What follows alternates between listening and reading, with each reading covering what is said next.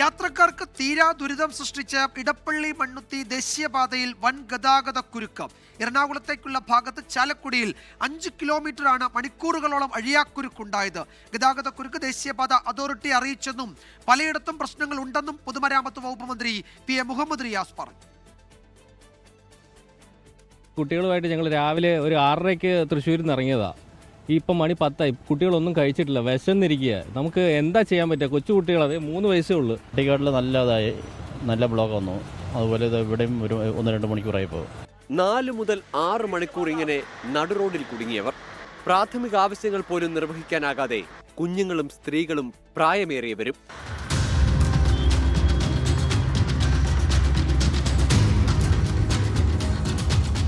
പതിവായി ഗതാഗത കുരുക്കുള്ള പാതയിൽ ഇന്നലെ രാത്രി തടിലോറി മറിഞ്ഞതോടെ ഇന്ന് സ്ഥിതി അതിരൂക്ഷമായി. തമിഴ്നാട്ടിൽ നിന്നും പാലക്കാട് നിന്നും വടക്കൻ കേരളത്തിൽ നിന്നും വന്നവർക്ക് നരകയാത്ര. ഭക്ഷണം കഴിക്കാൻ പോലും ആയില്ലെന്ന് ലോറി ഡ്രൈവേഴ്സ് പറയുന്നു. മുരിങ്ങൂർ മുതൽ പോട്ട വരെയുള്ള ഭാഗത്തായിരുന്നു രാത്രി മുതൽ വൻ ഗതാഗത കുരുക്ക്. പ്രശ്നം ദേശീയപാത അതോറിറ്റി അറിയിച്ചെന്ന് പൊതുമരാമത്ത് മന്ത്രി PM മുഹമ്മദ് റിയാസ്.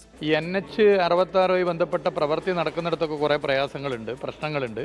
സർവീസ് റോഡുമായി ബന്ധപ്പെട്ട വിഷയങ്ങളുണ്ട്. ഇത് തുടർച്ചയായിട്ട് NH66 ശ്രദ്ധപ്പെടുത്തിയാണ്. ആ കരാർ കമ്പനി എടുക്കുന്ന സമീപനത്തോട് യോജിക്കാൻ പറ്റാത്ത സ്ഥിതിയാണുള്ളത്.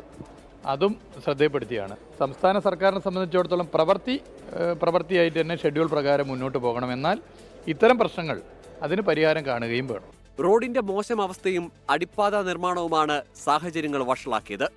ടോളുകളിൽ പണം പിഴിഞ്ഞെടുക്കാൻ കാട്ടുന്ന ആർജവത്തിന്റെ 10-1 മതി ഈ ഗതാഗത കുരുക്കിന് ഒരു പരിഹാരം കാണാൻ.